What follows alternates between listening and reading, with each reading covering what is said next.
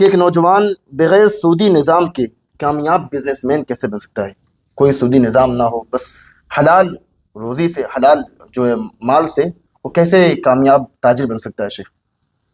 جس دور اور جس وقت میں ہم زندگی گزار رہے ہیں شیخ محترم، یہ غلط فہمی مسلمانوں کے ذہن و دماغ میں عام طور پر یہ پیدا ہو گئی ہے یا ڈالی گئی ہے کہ بغیر سودی نظام کے، بغیر سود کے معاملات کیے ہوئے انسان مسلمان یہاں ترقی نہیں کر سکتا، کاروبار نہیں کر سکتا۔ یہ بہت بڑی غلط فہمی ہے، بہت بڑی غلط فہمی ہے، اور یہ شیطانی وسوسہ ہے۔ سود کو جن لوگوں نے دنیا میں رائج کیا ہے، یہ ان کی بڑی ہی خطرناک چال ہے کہ کس طرح سے مسلمانوں کو سودی نظام میں داخل کر دیا جائے اور ان کے کاروبار کا بالکل صفایا کر دیا جائے۔ دیکھیے، حقیقت میں کاروبار کرنا، تجارت کرنا، یہ زیادہ پیسہ کما لینے کا نام نہیں ہے۔ اصل معاملہ ہے برکت کا۔ آپ جو کچھ کمائیں اس میں آپ کے برکت ہو۔ آپ تھوڑا بھی کمائیں لیکن آپ کی ضروریات پوری ہو جائے اور آپ کے روحانی سکون میں رہیں اور آپ دلی طور پر مطمئن رہیں تو برکت نازل ہو۔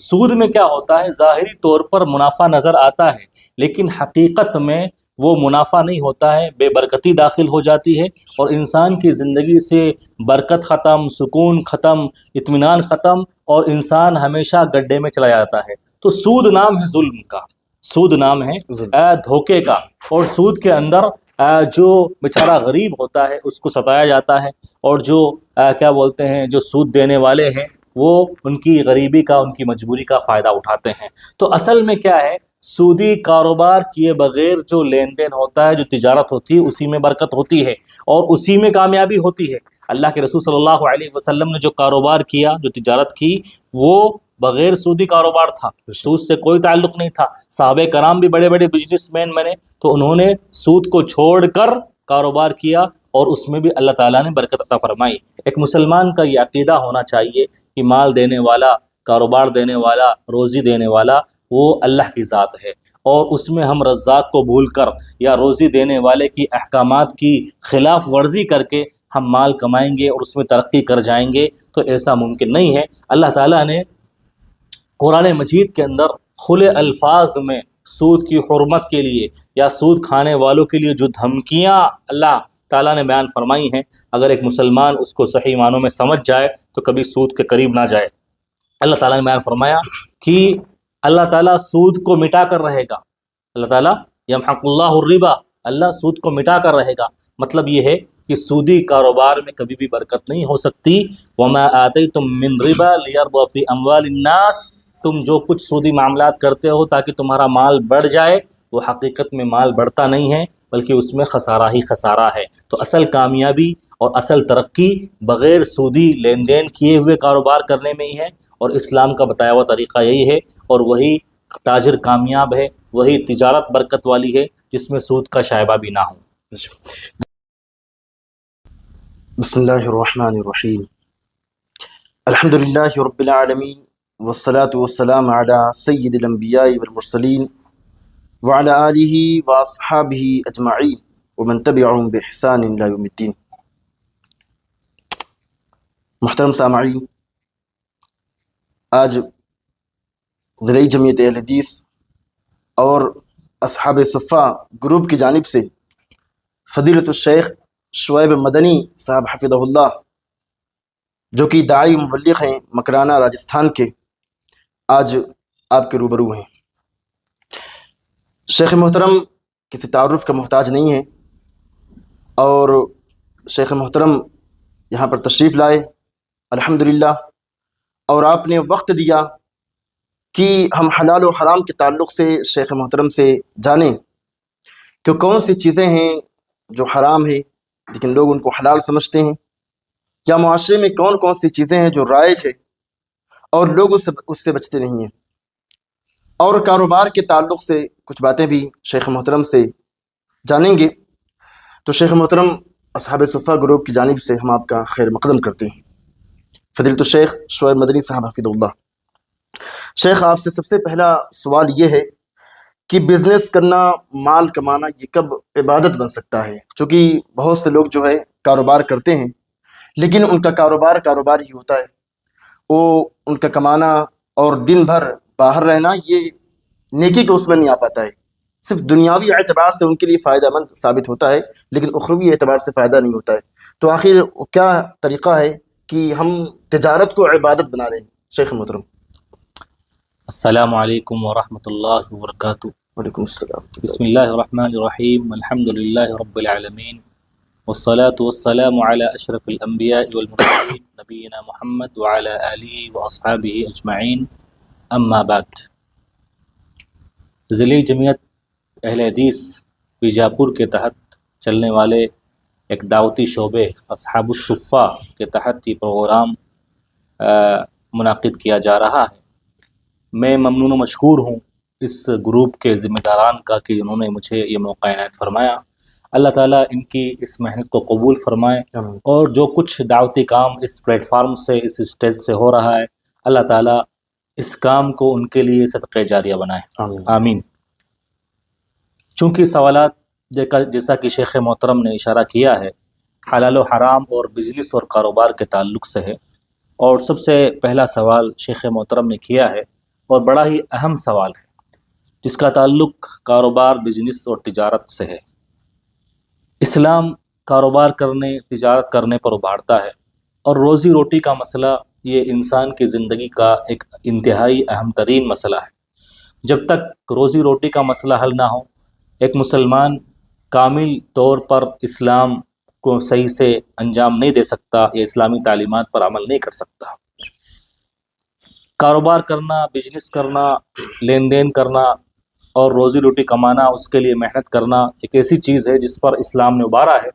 اللہ کے رسول صلی اللہ علیہ وسلم نے ارشاد فرمایا ان اطیب ما اکلتم من کسبکم، سب سے بہترین چیز جو تم کھاتے ہو وہ ہے جو تم اپنے ہاتھ سے کما کر کھاؤ.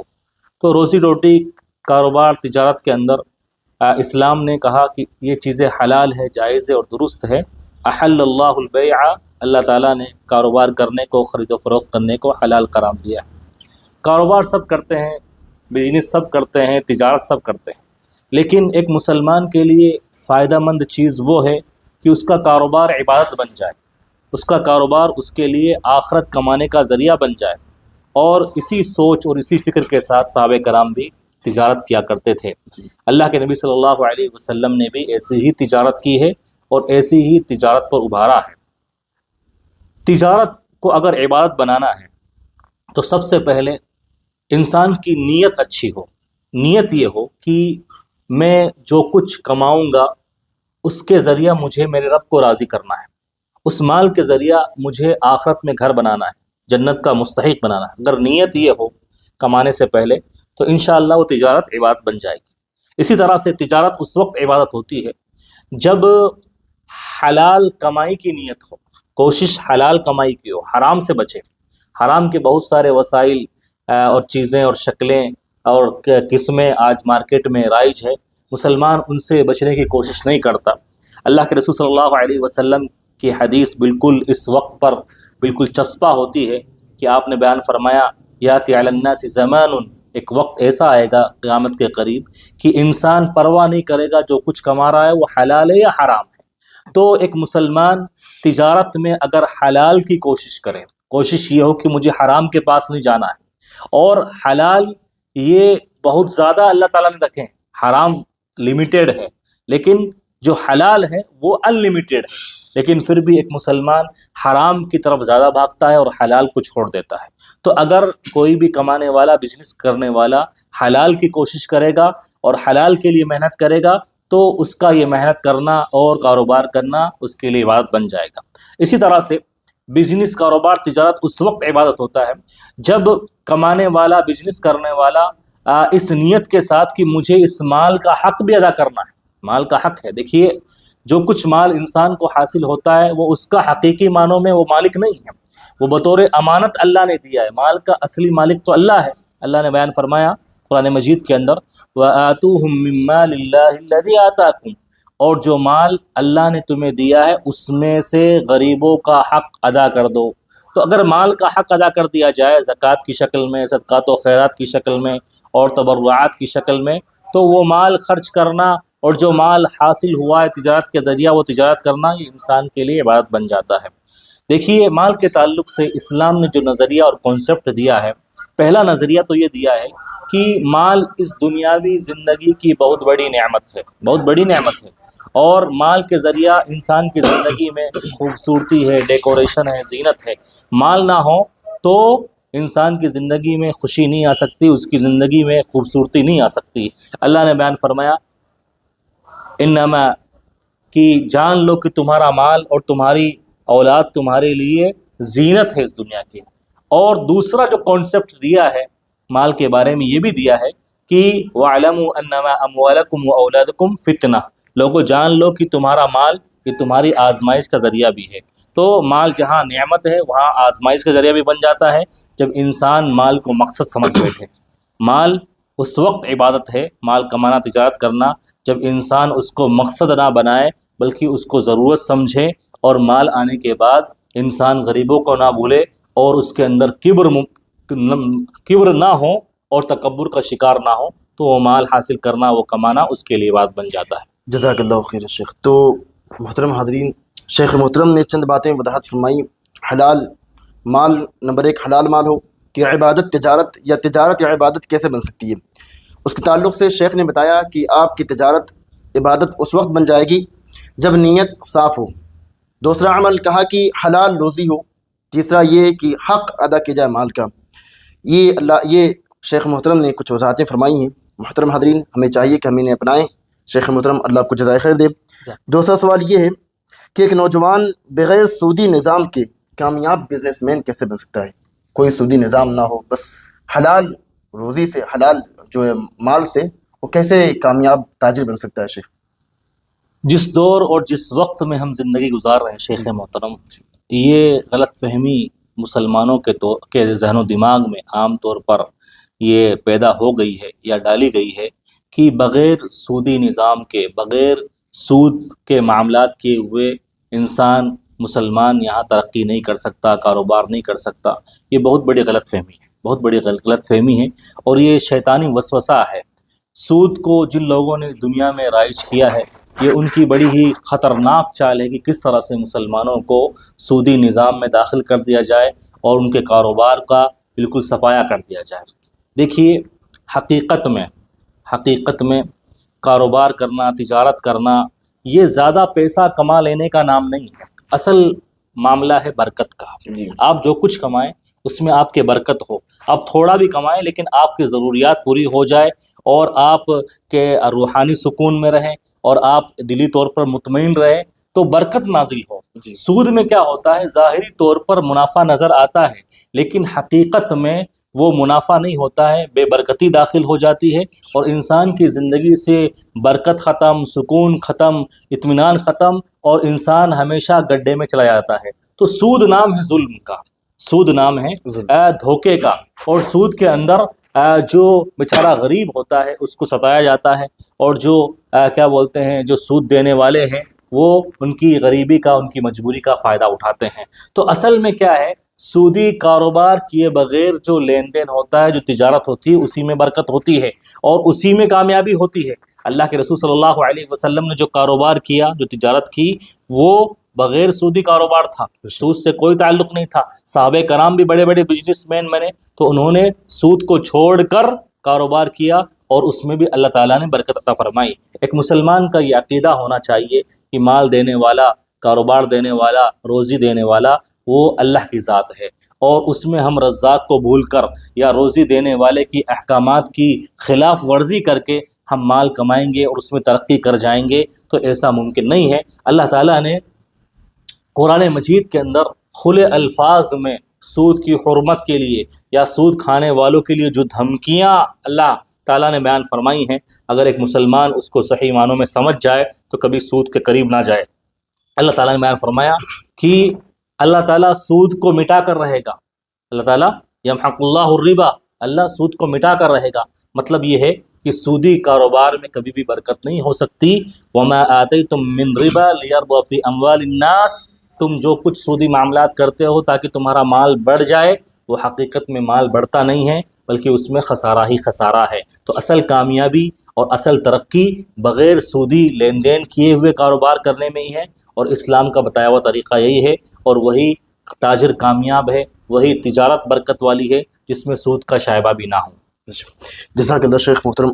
تو محترم حاضرین، شیخ محترم نے بتایا کہ بلا سودی نظام کے بھی ہم جو ایک بہترین تاجر بن سکتے ہیں، اور نبی صلی اللہ علیہ وسلم بھی تاجر تھے، صحابہ کرام نے بھی تجارت کی اور بڑے پیمانے پہ کافی آگے بھی گئے، عبد الرحمن بن عوف اور کئی دیگر صحابہ۔ تو معلوم چلا کہ سود ایک ظلم ہے، اور سودی جو معاملات ہیں اس سے کبھی بھی آدمی کامیاب نہیں ہو سکتا ہے۔ ہاں وقتی طور پہ کامیاب ہو جائے، لیکن اس کا جو انجام ہے یقیناً برا ہونے والا، تاریک ہونے والا ہے۔ تو شیخ محترم جزاک اللہ خیر۔ شیخ محترم ایک تیسرا سوال ہے، جب انسان کاروبار کرے لیکن ترقی نہ ہو، محنت بھی کرتا ہے لیکن ترقی نہیں ہوتی ہے، خاطر خواہ اس کو نتیجہ ملتا نہیں ہے، کیا کرے ایسے موقع پر شیخ؟ اور چونکہ بسا اوقات لوگ مایوس ہو جاتے ہیں، کافی محنت کیے، پیسہ لگائے، اور خاص طور سے اگر پہلی مرتبہ کاروبار شروع کر رہے ہیں تو اور زیادہ ڈر ہو جاتا ہے۔ تو آپ کیا کہتے ہیں اس تعلق سے؟ بڑا ہی اچھا سوال ہے، اور اس تعلق سے اگر اللہ کے رسول صلی اللہ علیہ وسلم کی حدیث ایک مسلمان کو سمجھ میں آ جائے تو کبھی بھی وہ مایوس نہ ہو اور کبھی بھی غمگین نہ ہو۔ اللہ کے رسول صلی اللہ علیہ وسلم ارشاد فرماتے ہیں، ان جبریل نفث فی روعی، کہ جبریل میرے پاس آئے اور انہوں نے مجھے چپکے سے ایک بات بتائی، انہا لن تموت نفس حتی تستکمل رزقها، کہ کوئی بھی اس وقت تک مر نہیں سکتا، کسی کی موت ہو نہیں سکتی جب تک جتنا دانہ پانی، جتنا روزی روٹی اس کا لکھ دیا اللہ نے، اس کو کھا نہ لے، اس کو استعمال نہ کر لے، تب تک کسی کی موت نہیں ہو سکتی۔ اللہ کے رسول صلی اللہ علیہ وسلم کو بتایا گیا جبریل کے ذریعہ کہ ہر آدمی کے مقدر میں اللہ نے جو کچھ لکھ دیا ہے، دانہ پانی، روزی روٹی، وہ اس کو مل کر رہے گا، یہ اللہ کی تقدیر۔ ایک مسلمان ہمیشہ اس معاملے میں اس کو تقدیر پر ایمان لانا چاہیے کہ میرے حصے میں جو کچھ آنا ہے وہ اللہ نے پہلے ہی لکھ دیا ہے، میرا کام صرف محنت کرنا ہے، میرا کام صرف محنت کرنا، نتیجہ اللہ کے ہاتھ میں، نتیجہ اللہ کے ہاتھ میں۔ اور اسی حدیث میں آگے بیان فرماتے ہیں، فلا ولا يحملنكم استبطاء الرزق ان تطلبوه بمعصیت اللہ، کہ کبھی کبھی روزی روٹی ملنے میں تاخیر ہو جاتی ہے، تاخیر ہو جاتی ہے، تو یہ تاخیر تمہیں اس بات پر نہ ابھارے کہ تم کاروبار کو، روزی روٹی کو اللہ کے گناہ کے کام کر کے اس کو طلب کرو، اس کو حاصل کرنے کی کوشش کرو۔ روزی روٹی کا ملنا اللہ کی طرف سے طے ہے، اللہ اپنی حکمت کے اعتبار سے کبھی کسی کو زیادہ دیتا ہے، کبھی کسی کو کم دیتا ہے، جس کو جب دینا ہے وہ خوب جانتا ہے، تو کبھی کبھی تاخیر ہو جاتی ہے۔ ایک مسلمان کا معاملہ ایسا ہونا چاہیے کہ وہ اللہ پر کامل ایمان رکھے، قابل بھروسہ رکھے، اللہ کی تقدیر پر ایمان ہو کہ جو کچھ مجھے ملنا ہے وہ ٹل نہیں سکتا، انما اصابک لم یکن لیخطئک، کہ جو کاروبار، جو روزی روٹی ملنے والی ہے، تمہارا حصہ ہے، تمہارا مقدر ہے، وہ تم سے کوئی چھین نہیں سکتا، وہ کبھی ٹل نہیں سکتی، اور جو میرے حصے میں نہیں آنا ہے وہ مجھے کتنا بھی میں کوشش کر لوں وہ ملنے والی نہیں ہے۔ لیکن ایک مسلمان سے مطلوب کیا ہے کہ وہ محنت کرے، کوشش کرے، اور نتیجہ اللہ کے ہاتھ میں ہے۔ اللہ نے بیان فرمایا وَأَن لَيْسَ لِلْإِنسَانِ إِلَّا مَا سَعَى، انسان کو وہ ملے گا جس کے لیے وہ کوشش کرتا ہے۔ تو انسان کا کام کیا ہے، مسلمان کا کام کیا ہے، وہ محنت کرتا رہے، کوشش کرتا رہے، اور معاملہ اللہ کے سپرد کر دے کہ میرا رب چاہے گا، وہی رزاق ہے، وہی دینے والا ہے، تب مجھے روزی مل جائے گی۔ تو توکل اور بھروسہ اور تقدیر پر ایمان یہ بڑی ہی اہم چیز ہے۔ جی جزاک اللہ خیر شیخ۔ تو محترم حاضرین اور ناظرین، ہمیں معلوم چلا کہ شیخ محترم نے جو ہمیں بتایا کہ کبھی بھی آدمی کو جو ہے وہ کتنوں محنت کرے اور کاروبار شروع کرے یا کوئی اپنا کام کرے، کسی بھی طرح سے ہو، کسی بھی ناحیے کا ہو، وہ مایوس نہ ہو، محنت کے بعد مایوس نہ ہو، اللہ تعالیٰ پہ توکل کرے اور نتیجہ جو ہے اللہ رب العالمین پہ چھوڑ دے۔ شیخ محترم کے بعد کا ایک خلاصہ جو آپ نے حدیث کی روشنی میں بتائی کہ کبھی بھی بندہ جو ہے اللہ رب العالمین کی نعمت کو معصیت کے ذریعہ حاصل نہیں کر سکتا ہے۔ اگر ہمیں کچھ حاصل کرنا ہے، کچھ لینا ہے اللہ رب العالمین سے، تو اطاعت و فرما برداری کے ذریعہ ہی اللہ کو راضی کر کے حاصل کر سکتے ہیں۔ اللہ کو ناراض کر کے اللہ کی رحمت کا وصول ناممکن ہے۔ اللہ رب العالمین ہمیں اس سے محفوظ رکھے اور لگاتار محنت کرنے کی کوشش فرمائے، جیسا کہ اللہ تعالیٰ نے بھی کہا وَلَيْسَ لِلْإِنسَانِ إِلَّا مَا سَعَى، انسان کے لیے وہی جو اس نے کوشش کی ہے۔ جزاک اللہ خیر شیخ۔ شیخ ایک اور سوال ہے، قناعت کے تعلق سے ہم لوگ سنتے ہیں کہ قناعت کیجئے، جتنا ہو اسی پہ اکتفا کیجئے۔ آخر یہ قناعت کا تعلق بزنس سے کیا ہے؟ بزنس میں یہ قناعت کہاں پہ کھڑا ہوا ہے؟ کیسے ہم اس کو سمجھیں شیخ؟ देखिए, कनाअत बहुत बड़ी नेमत है। जी जिस बंदे को कनाअत की नेमत मिल गई वो बंदा पुरसुकून होगा दुनिया में। कनाअत कहते हैं जितना अल्लाह ने दिया है उस पर बंदा राज़ी हो जाए। अल्लाह ने जितना मुक़द्दर में लिख दिया, जितना मिल गया उस पर राज़ी हो जाए और हिर्स व लालच से बच जाए, हिर्स व लालच से बच जाए।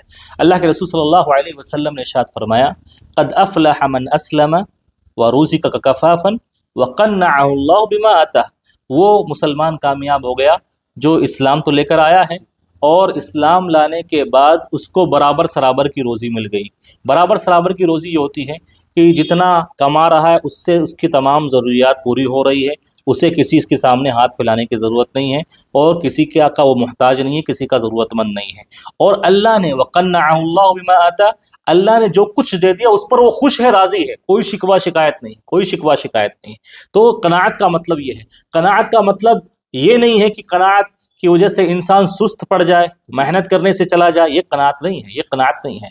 कनाअत अगर सुस्त इंसान को सुस्त बना दे या मेहनत के रास्ते में रोड़ा बन जाए तो ये शैतानी हमला है, शैतानी हमला है। फिर शैतान क्या है कि फिर इंसान को मायूस कर देता है और फिर मायूसी कुफ्र है, फिर इंसान को वो काहिल बना देता है, सुस्त बना देता है, फिर लोगों का मोहताज बना देता है। तो कनाअत का मतलब ये है कि इंसान मेहनत करे और मेहनत करने के बाद जो कुछ मिल रहा है उसकी ज़रूरियात पूरी हो रही है, उस पर वो सब्र से काम ले, उस पर राज़ी हो जाए, उसमें कोई लालच ना हो, कोई हसद ना हो जी और दूसरों की कामयाबी देखकर, दूसरों की तरक्की देखकर उसके दिल में कुछ भी बुरे जज्बात ना उठे, बल्कि ये समझे कि ये मेरा नसीब है, जो मुझे मिला है उस पर मैं खुश हूँ और मेरे भाई को ज़्यादा मिल रहा है तो उसका नसीब है। तो कनाअत का मतलब ये है कि कनाअत कभी भी मेहनत के बीच में रोड़ा नहीं बननी चाहिए। मेहनत इंसान करता रहे। अगर कनाअत ये का नाम ये देते हैं कि कनाअत की वजह से इंसान सुस्त पड़ जाए तो ये कनाअत दुरुस्त नहीं है। कनाअत जिसके अंदर शिकवा शिकायत हो ये कनाअत नहीं है, बल्कि हर हाल में अल्लाह के फ़ैसले पर राज़ी हो, अल्लाह की तक़सीम पर राज़ी हो। जी, जज़ाकल्लाहु खैर शेख। तो मोहतरम नाज़रीन, शेख मोहतरम ने यकीनन इंतहाई अहसन तरीक़े से समझाया क़नाअत के ताल्लुक़ से और बिज़नेस के ताल्लुक़ से कि हम लोग बसा औक़ात जो है बिज़नेस में आगे बढ़ रहे होते हैं, कभी किसी ने बता दिया क़नाअत करना है तो वहीं पे ठहर जाते हैं। नहीं, हमें अपने कारोबार को आगे बढ़ाना है, लेकिन अल्लाह रब्बुल आलमीन ने जो दिया है उस पर दिल मुतमईन हो, इक्तफ़ा करें उस पर, अल्लाह रब्बुल आलमीन से राज़ी हों, तो यकीनन ये बहुत बड़ी बात है। जज़ाकल्लाहु खैर शेख। शेख मोहतरम, एक और सवाल है, और सवाल है कि बाज़ नौजवान लोग जो है, जो पहली, जिसको हम जिंजी कहते हैं, पहली मरतबा जो कारोबार शुरू करते हैं, पहली मरतबा फर्स्ट टाइम, और अपने कमाई से करें या कहीं से भी करें, फर्स्ट टाइम अगर कोई कारोबार शुरू करता है तो कारोबार शुरू करने से पहले डरता है, कैसा क्या हो जाए, कहीं पैसा डूब ना जाए, और बाज़ लोग उसको कई सारे मशवरे देते हैं, ये करो, परेशान रहता है, और बसा औक़ात कितने सारे साल भी गुजर जाते हैं उसी में कारोबार शुरू नहीं हो पाता है। तो ऐसे खाइफ लोगों को आप क्या समझाएंगे शेख? जी जी, देखो, एक होता है मेंटल फियर जी कि आदमी फितरी तौर पर खौफ में मुब्तला होता है, डर लगता है, ठीक है ना। तो वो हर इंसान के साथ होता है कि थोड़ा डर होता है, लेकिन उस डर की वजह से इंसान मेहनत करना छोड़ दे, रिस्क लेना छोड़ दे, तो ये बात तरक्की के राह में रुकावट बनती है, ये शैतानी हमला होता है। जी आदमी अगर ये सोचे कि मैं गाड़ी चलाऊंगा तो एक्सीडेंट हो जाएगा, कभी वो मंजिल तक नहीं पहुंच सकता। एक किसान ये सोचे कि मैं अगर खेती बाड़ी करूंगा तो ये गाय भैंस वगैरह खा जाएंगे, तो कभी भी वो अनाज और गल्ला नहीं उगा सकता। बेशक। तो ये डर जो होता है वो फितरी डर है, लेकिन वो डर अगर मेहनत के रास्ते में हाइल हो जाए और इंसान मुस्तकबिल के बारे में खौफजदा हो जाए तो ये डर अच्छी चीज़ नहीं है, बल्कि मुस्तकबिल का मालिक अल्लाह है, मुस्तकबिल का मालिक अल्लाह है, फ्यूचर उसके हाथ में है। एक मुसलमान हमेशा इस बात पर ईमान और अक़ीदा रखता है कि सब कुछ मेरे लिए करने वाला, मेरे कामों की तदबीर करने वाला अल्लाह ताला है। मुझे अल्लाह ताला ने मेहनत करने का मुतालबा किया, जैसा कि पिछले सवाल में ये बात आई है जी और मैंने वजाहत की है कि एक इंसान से सिर्फ मेहनत करने का मुतालबा किया गया है। देखिए, नाकामी ये नहीं है कि आप अब काम बंद कर दें, नाकाम अगर हो गए, बल्कि कामयाबी नाकामी ये कामयाबी का पहला जीना है। आप पहली बार नाकाम हुए, हो सकता है दूसरी बार कामयाब हो जाएं। और जितने भी कामयाब लोग होते हैं, अगर आप उनमें उनकी हिस्ट्री देखें, उनकी तारीख़ पढ़ें और उनकी सवाने हयात देखें, हो सकता है आपको यही मिलेगा अक्सर में کہ پہلے وہ شروعات میں ناکام ہوئے لیکن کوشش کرتے کرتے کرتے کرتے پھر کامیابی ان کا مقدر بن گئی. تو ہمیشہ انسان کو پہلی ناکامی کو ہی سب کچھ سمجھ کے محنت سے جی نہیں چرانا چاہیے، اور بلکہ یہ سمجھنا چاہیے کہ مستقبل اللہ کے ہاتھ میں، اللہ نے محنت کا وعدہ کیا ہے، اور جو کچھ میں محنت کروں گا اس کا رزلٹ، اس کا ثمرہ انشاءاللہ اللہ کی ذات سے مجھے ضرور بھی ضرور ملے گا. تو اللہ پر یقین اور اللہ کے تعلق سے حسن ظن ہونا چاہیے کہ میرا رب ظلم کرنے والا نہیں ہے. ہو سکتا ہے، دیکھیے ناکامی جو ہوتی ہے اس کے اسباب اور ریزن کو پہچانیں. اسباب ہو سکتا ہے آپ نے کاروبار شروع کیا لیکن کاروبار کے اصول سے آپ واقف نہیں ہیں، آپ کے پاس صحیح منصوبہ بندی نہیں تھی، صحیح پلاننگ نہیں تھی، یا آپ نے اس کا صحیح سے پرچار نہیں کیا. آدمی ہمیشہ ناکامی کے اسباب کو ڈھونڈنے کی کوشش کرے. ہو سکتا ہے میرے کچھ گناہ رہے ہوں، میں نے وعدہ خلافی کی ہو کسٹمر کے ساتھ، یا میں نے جھوٹ بولا ہو، یا میں نے حرام کی ملاوٹ کی ہو. تو ان اسباب، اگر یہ ایسے اسباب بنتے ہیں تو آدمی اپنا محاسبہ کرے، اللہ سے توبہ و استغفار کرے، اور جو کاروبار کے لیے جو چیزیں جاننی ضروری ہوتی ہے، جو اسپیشلسٹ ہوتے ہیں فیلڈ کے اس کاروبار کے، ان سے مشورہ لے، اور اچھے سے حکمت عملی اپنائے، اور اسی طرح سے پلاننگ اور منصوبے سے کام کرے، تو انشاءاللہ کوئی بھی ناکامی نہیں ہوگی، اور کاروبار کے اندر برکت ہی برکت ہے، اللہ کی طرف سے برکت آئے گی. جیسے کوئی گرتے ہیں شیخ سوار میدان جنگ میں. صحیح، بالکل شیخ. کاروبار کبھی بھی کرنے سے پہلے ہمیں ہچکچانا نہیں ہے، ڈرنا نہیں ہے. گرتے ہیں شیخ سواری میدان جنگ میں، وہ طفل کیا گرے جو گھٹنے کے بل چلے. تو شیخ محترم کی بات کا خلاصہ یہی ہے کہ کبھی بھی کاروبار شروع کرنے سے پہلے ڈرا نہ جائے، بلکہ بسم اللہ کر کے کام شروع کر دی جائے. چونکہ حرکت میں جی فَإِذَا عَزَمْتَ فَتَوَكَّلْ عَلَى اللَّهِ، اور حرکت میں ہی برکت ہے. اسی طرح سے شیخ محترم نے ایک چیز یہ بھی بتائی کہ اصول، جو تجارت کے جو اصول ہیں کاروبار کے تعلق سے میں جاننا چاہیے، جو اس کے ماہرین ہیں ان سے رابطہ کیا جائے، ان کے پاس بیٹھا جائے، ان کے پاس جایا جائے، تو ہمیں اس سے بہت سے آئیڈیاز معلوم ہوں گے جس سے ہمارے لیے آسانیاں پیدا ہو جائیں گی. جزاک اللہ خیر شیخ. اسی طرح ایک اور سوال شیخ محترم، کہ لوگ کہتے ہیں پیسہ ہی سب کچھ ہے، ان کی پوری دھن پیسہ کمانے میں ہے. اس سوچ، جو لوگوں کی سوچ بن گئی ہے کہ پیسہ کمانا ہے، پیسہ کہیں سے بھی آئے چلے گا، کسی بھی وقت آئے، کہیں سے بھی آئے، وہ حلال و حرام کی تمیز نہیں کرتے. اس سوچ کے بارے میں کیا فرمائیں گے شیخ؟ دیکھیے پیسہ ہی سب کچھ ہے، جی، یہ سوچ اسلام کے بھی خلاف ہے، عقل کے بھی خلاف ہے، اور تجربے کے بھی خلاف ہے. جی، اسلام کبھی نہیں کہتا کہ پیسہ سب کچھ ہے، جی، بلکہ اسلام کہتا ہے کہ پیسہ ایک وسیلہ ہے. وسیلہ ہے، بالکل. پیسہ ایک ضرورت ہے، مقصد نہیں ہے. پیسہ اس دنیا کے اندر زندہ رہنے کے لیے، اور دنیا کے اندر زندہ رہنے کے لیے جو ضروریات انسان کو چاہیے ان کو حاصل کرنے کا ایک ذریعہ ہے. پیسہ کبھی بھی مقصد نہیں ہے، پیسہ سب کچھ نہیں ہے. جی، آپ دیکھیے اگر پیسہ ہی سب کچھ ہوتا تو امیر کبھی غمگین نہیں ہوتا. بے شک. جس کے پاس پیسہ ہے وہ دولت مند ہے، جو دولت مند ہے وہ کبھی ٹینشن میں نہیں آتا.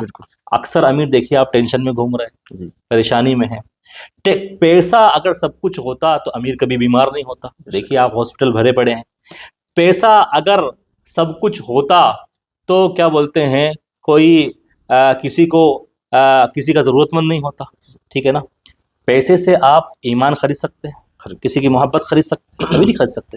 پیسے سے آپ صحت خرید سکتے ہیں، پیسے سے آپ کسی کا اعتماد خرید سکتے ہیں، پیسے سے آپ کسی کا بھروسہ خرید سکتے ہیں، پیسے سے آپ دعائیں خرید سکتے ہیں، نہیں خرید سکتے. تو یہ عقل کے بھی خلاف ہے کہ انسان یہ سوچ لے کہ پیسہ سب کچھ ہے. پیسہ یہ کہہ سکتے ہیں کہ بہت کچھ ہے لیکن سب کچھ نہیں. پیسہ صرف کیا ہے، ضرورت ہے، مقصد نہیں ہے. تو تجربہ کر کے دیکھ لیجئے، جن لوگوں نے یہ سمجھا کہ پیسہ یہ سب کچھ ہے وہ خود مجبور ہوتے ہیں، وہ خود دوسروں کے ضرورت مند ہوتے ہیں، حاجت مند ہوتے ہیں. پیسہ اگر سب کچھ ہوتا تو اپنی ضرورتیں وہ پیسے سے پوری کر لیتے. لیکن پیسہ یہ مقصد نہیں ہے بلکہ ضرورت ہے، اور آخرت کمانے کا ذریعہ ہے، اور دنیا کے اندر جو ضروریات ہیں انسان کی ان کو پورا کرنے کا ذریعہ ہے. پیسہ کو سب کچھ سمجھ لینا، سمجھ لیجیے آپ دنیا پرست بن گئے ہیں اور پیسے کے پجاری بن گئے ہیں.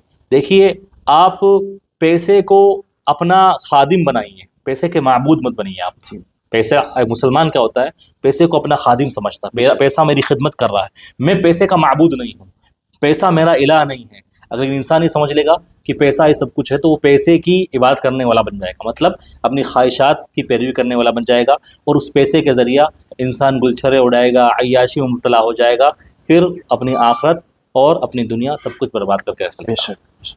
جزاک اللہ خیر. محترم ناظرین اور حاضرین، شیخ محترم نے بڑی جامع بات فرمائی کہ پیسہ جو ہے ایک مقصد ہے، پیسہ ایک ضرورت ہے، مقصد نہیں ہے. چونکہ بعض لوگ جو مقصد بنائے ہوئے ہیں ان کا صبح و شام جو ہے صرف کمانا کمانا، تو یہ سوچ بھی غلط ہے.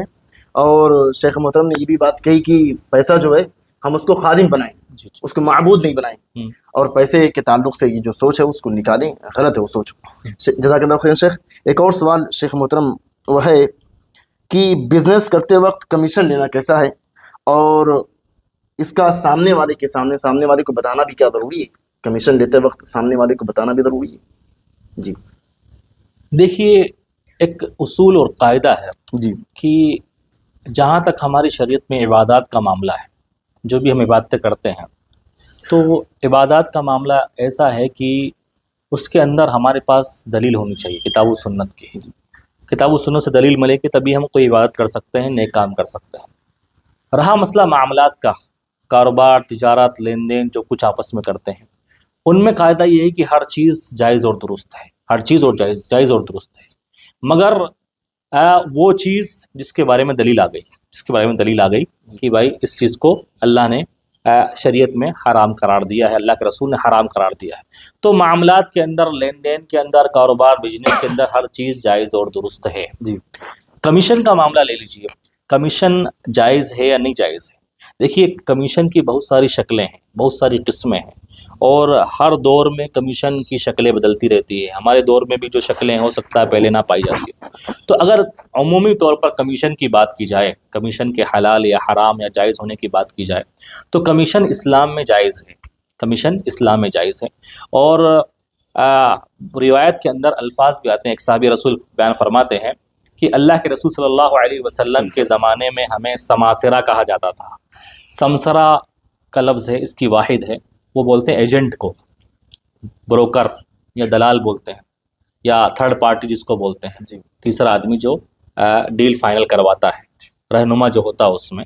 تو صحابی رسول بیان فرماتے ہیں کہ اللہ کے رسول کے زمانے میں لوگ ہمیں یہ لقب دیتے تھے، اس نام سے پکارتے تھے. یعنی ان کے زمانے میں، اللہ کے رسول کے زمانے میں بھی ایسے ایجنٹ لوگ پائے جاتے تھے. اور امام بخاری نے باب بھی قائم کیا، اپنی صحیح بخاری کے اندر چیپٹر قائم کیا ہے، باب فی اجری السمسرتی، کہ یہ باب ہے ایجنٹ کے اجرت کے بارے میں. جی تو عمومی طور پر یہ بات پتہ چلی کہ ایجنٹ بننا، کمیشن لینا، بروکر بننا، دلال بننا، یہ عمومی اعتبار سے جائز اور درست ہے. اب اس کی بہت ساری شکلیں آج رائج ہیں. تو الگ الگ شکل کا الگ الگ حکم نکلے گا. اسلامی شریعت کے جو بنائے ہوئے اصول ہیں، جو ضابطے ہیں، ان کو تولیں گے کہ اگر جو بھی شکل اسلامی اصول اور ضابطے ہیں تجارت کے، لین دین کے، ان پر کھری اتر رہی ہے تو وہ جائز ہے، جو شکل وہ جائز ہے. اور جو خلاف ہوتی ہے وہ جائز نہیں، وہ جو خلاف ہوتی ہے جائز نہیں ہے. مثال کے طور پر، اور جو عام قاعدہ اور اصول ہے کاروبار کا، دیکھیے، دھوکہ نہیں ہونا چاہیے، جھوٹ نہیں ہونا چاہیے، اور اسی طرح سے کسی کو لوٹنے کا مقصد نہیں ہونا چاہیے، کسی کو دھوکہ دینے کا مقصد نہیں ہونا چاہیے.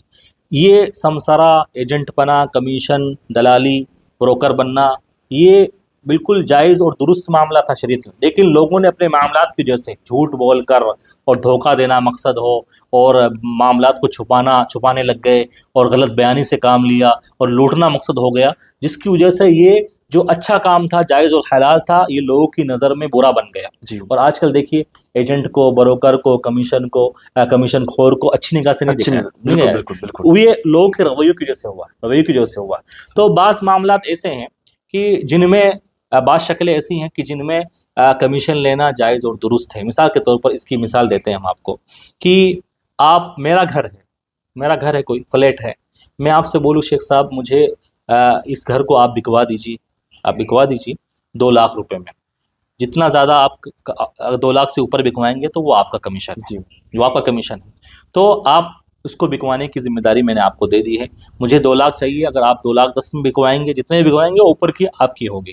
اب آپ سے کوئی بھی لینے آیا خریدار، تو آپ اس کو 2 لاکھ 10 میں بیچ دیے، 10,000 میں نے آپ کو دے دی. حالانکہ جمہور علماء کرام اس طرف گئے ہیں اس معاملے میں بھی کہ یہ جائز اور درست نہیں ہے.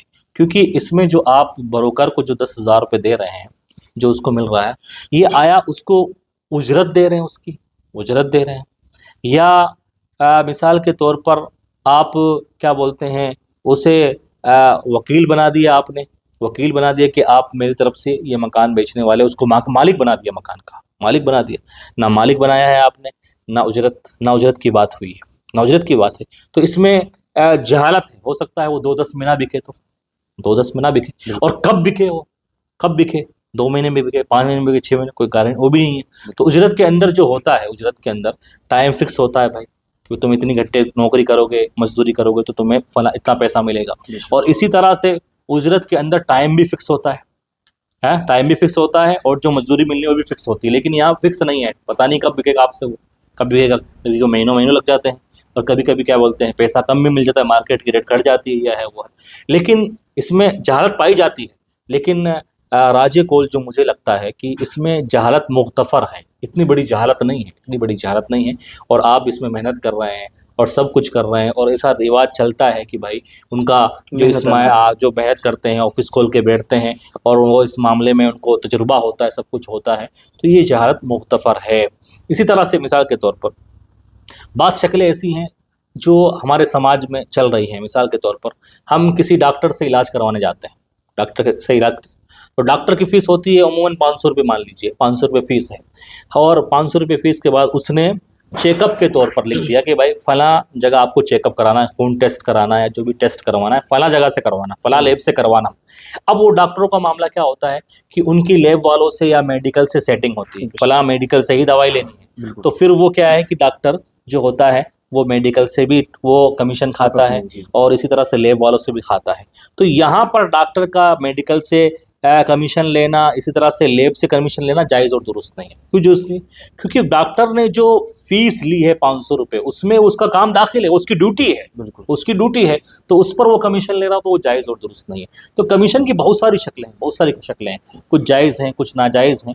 तो जो शक्लें किताब व सुन्नत के उसूल पर बिल्कुल फिट बैठेगी वो शक्लें जायज़ हो जाएंगी, और जो नहीं फिट बैठेगी वो नाजायज़ हो जाएगी।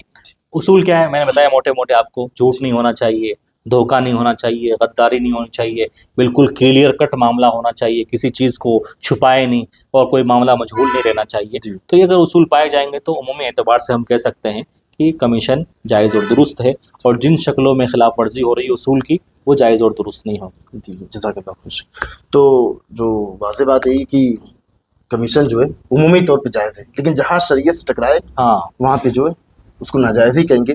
इसकी कई सारी शक्लें हैं, वक्त और हालात के एतबार से बदलते रहते हैं। तो वही बहरहाल उमूमी तौर पे जायज़ है, लेकिन जहाँ भी ये शरीयत से टकराएगी वहाँ उसको नाजायज़ और हराम कहेंगे। अल्लाह को बरकत। शेख मोहतरम एक और सवाल है, वो सवाल है गैर मुस्लिम के साथ हमारे मुल्क हिंदुस्तान में हमारे भाई बिरादरान वतन रहते हैं, बसा औक़ात हमारे पड़ोसी होते हैं, हमारे घर के सामने रहते हैं, उनके साथ हम कारोबार कर सकते हैं पार्टनरशिप में?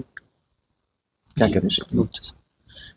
गैर मुस्लिम के साथ इस्लाम पार्टनरशिप, कारोबार में पार्टनरशिप से मना नहीं करता जी, मना नहीं करता जी। बस कुछ उसूल हैं, कुछ शराइत हैं, उनको जानना ज़रूरी है जी। पहली शर्त क्या है कि पार्टनरशिप हलाल काम के लिए, जो भी जिस कारोबार के लिए पार्टनरशिप हो रही है, शराकत हो रही है, वो हलाल काम के लिए। ऐसा ना हो कि उसमें शराब बेची जा रही हो, या उसमें क्या बोलते हैं ऐसे काम हो, ऐसी चीज़ें हों जो सूअर का गोश्त बेचा जा रहा हो, या जो भी चीज़ें इस्लाम में हराम है वो काम हो रहा हो, तो हराम काम में पार्टनरशिप जायज़ और दुरुस्त नहीं होगी। इसी तरह से दूसरा उसूल कि पार्टनरशिप के अंदर जो प्रॉफिट रेशो है वो पता होना चाहिए। पार्टनरशिप फ़ायदे की भी होनी चाहिए, नुकसान में भी होनी चाहिए। फ़ायदा और नुकसान दोनों में शरीक है, दोनों भी शरीक है। और फ़ायदे का और नुकसान का जो रेशो है परसेंटेज में पता होना चाहिए। फिक्स नहीं, फिक्स कहते हैं ना भाई 10,000 तुम्हें मिल जाएंगे, ये नहीं, फिक्स नहीं, परसेंटेज में होना चाहिए। और तीसरी चीज़ ये है कि अगर मुसलमान पार्टनर है गैर मुस्लिम का, लेकिन अगर गैर मुस्लिम के जो उनके धर्म के, जो उनके मज़हब के जो त्यौहार हैं या उनकी मजहबी चीज़ें हैं, वो अगर मुसलमान पर हावी होने लग जाए, वो मुसलमान को खदशा हो कि मैं उसको इख्तियार कर लूँगा, उस जैसा बन जाऊँगा, उसके रंग में रंग जाऊँगा, या जो शिरकिया चीज़ें हैं वो उसके साथ पार्टनर्स की वजह से मैं उनको थोड़ा उनको गलत नहीं समझूँगा, वो मेरे नज़दीक जायज़ और दुरुस्त हो जाएगी। इस तरह का मामला है कि मुसलमान गैर मुसलमान के साथ पार्टनरशिप में हैं और उसकी जो मजहबी चीज़ें हैं, शिरकिया चीज़ें हैं, उनको बिल्कुल जायज़ और दुरुस्त समझने लग जाए तो जायज़ और اور اسی طرح سے ایک اصول یہ بھی ہے کہ ہر پارٹنر کی ذمہ داریاں پتہ ہونی چاہیے کہ بھائی تمہاری کیا ذمہ داری ہے، میرا کیا کام ہے، مجھے کیا کرنا ہے کیا نہیں کرنا ہے، تاکہ بعد میں کیا اختلاف نہ ہو. ہاں پتا ہوں بھائی آپ کو دکان پہ بیٹھنا ہے، آپ کو یہ سامان لے کر آنا ہے، آپ کو اس سے ملنا ہے، تو ساری ذمہ داریاں بالکل وہ ریٹن میں ہونی چاہیے، لکھت روپ میں ہونی چاہیے، تحریری شکل میں ہونی چاہیے، تاکہ بعد میں وہ نہ ہو. تو اسلام منع نہیں کرتا عمومی اعتبار سے کہ غیر مسلم کے ساتھ آپ پارٹنرشپ نہ کریں، بس منع کرتا ہے اصول کے خلاف اگر بات ہوگی تو منع ہے. اگر اصول صحیح پائے جائیں گے، ضابطے پر بالکل کھرا اترا جائے گا تو منع نہیں ہوگا. بارک اللہ فیک شیخ. تو انتہائی دقیق مسئلے پر شیخ محترم نے وضاحت فرمائی ہے، اور اس میں جو اہم بات ہے وہ یہ کہ عمومی طور پہ یہ بھی جائز ہی ہے. جی اور لیکن شرط یہ ہے کہ ان کے تہوار، ان کی چیزیں جو ہے ہمارے دین وہ اثر اسلام نہ ڈالے اس پر، ہاں نہ ڈالی جائے، اور معاملات بالکل کلیئر ہوں، واضح ہونا چاہیے، اور ان کے ساتھ کاروبار کیا جا سکتا ہے. لیکن بعض اوقات اور بعض حالات میں ان کے ساتھ کاروبار کرنا مناسب نہیں ہوگا. لیکن پھر بھی وہ مطلب اگر پارٹنر جو ہے غیر مسلم وہ اسلام کو نقصان پہنچانے والا ہو، اسلام کے خلاف ہو، اسلام کے متعلق متشدد ہو، یا اسے بری لگتی ہو، یا اس کے موجودگی میں ہم اسلام پر عمل نہ کر پائیں، تو اس وقت تو جائز اور درست. جی بہت شکریہ، جزاک اللہ خیر شیخ.